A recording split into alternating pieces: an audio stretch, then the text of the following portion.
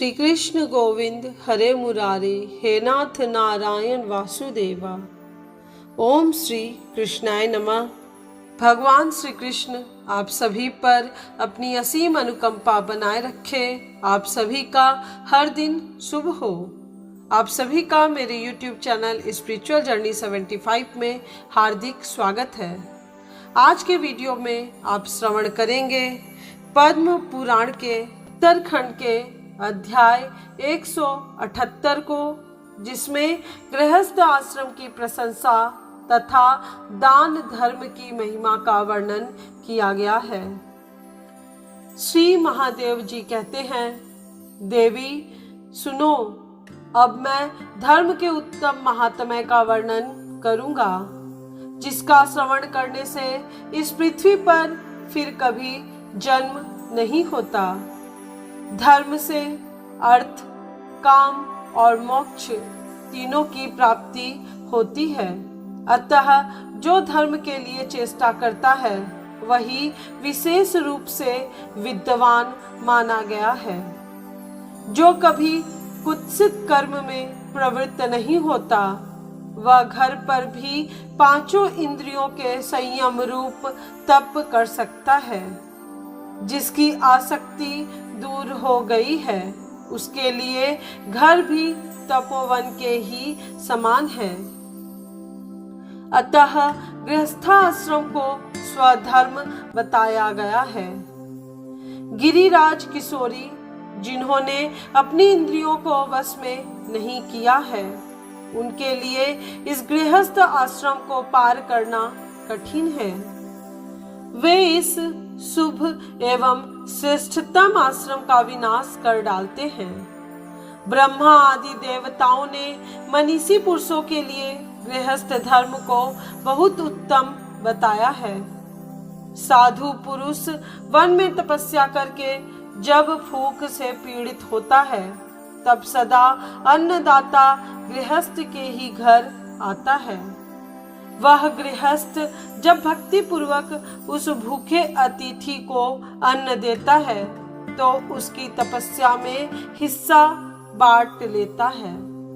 अतः मनुष्य समस्त आश्रमों में श्रेष्ठ इस गृहस्था आश्रम का सदा पालन करता है और इसी में मानवोचित भोगों का उपभोग करके अंत में स्वर्ग को जाता है।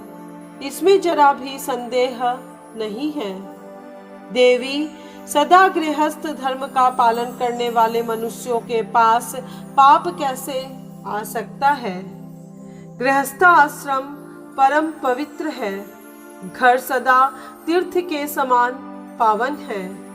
इस पवित्र गृहस्थ आश्रम में रहकर विशेष रूप से दान देना चाहिए। यहाँ देवताओं का पूजन होता है, अतिथियों को भोजन दिया जाता है और राहगीरों को ठहरने का स्थान मिलता है। अतः गृहस्थ आश्रम परम धन्य है।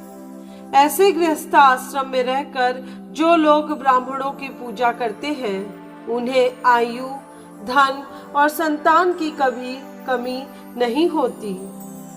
शुभ समय आने पर चंद्रदेव की पूजा करके नित्य नैमित्तिक कर्मों का अनुष्ठान करने के पश्चात अपनी शक्ति के अनुसार दान देना चाहिए। दान से मनुष्य निसंदेह अपने पापों का नाश कर डालता है। दान के प्रभाव से इस लोक में अभीष्ट भोगों का उपभोग करके मनुष्य सनातन श्री विष्णु को प्राप्त होता है। जो अभक्ष्य भक्षण में प्रवृत्त रहने वाला, गर्भस्थ बालक की हत्या करने वाला, गुरु पत्नी के साथ संभोग करने वाला तथा झूठ बोलने वाला है, ये सभी नीच योनियों में जन्म लेते हैं।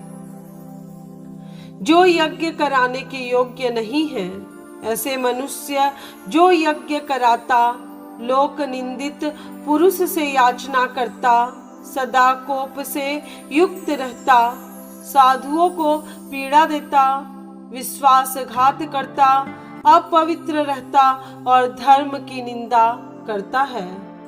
इन पापों से युक्त होने पर मनुष्य की आयु शीघ्र नष्ट हो जाती है। ऐसा जानकर विशेष रूप से दान करना उचित है। आज की यह कथा यहीं पूर्ण हुई। इसके बाद की कथा को जानने के लिए आप अवश्य सुनिएगा पद्म पुराण के उत्तरखंड के अध्याय 179 को, जिसमें गंडकी नदी का महात्म्य तथा अभ्युदय एवं अर्धोदेहिक नामक स्त्रोत का वर्णन किया गया है।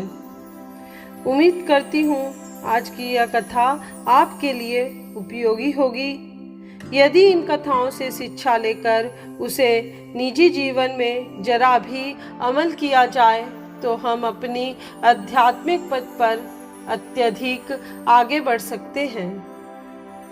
आज का वीडियो आपको पसंद आया हो तो वीडियो को लाइक, शेयर और सब्सक्राइब करें। साथ ही कमेंट बॉक्स में ओम नमो नारायण अवश्य लिखिएगा।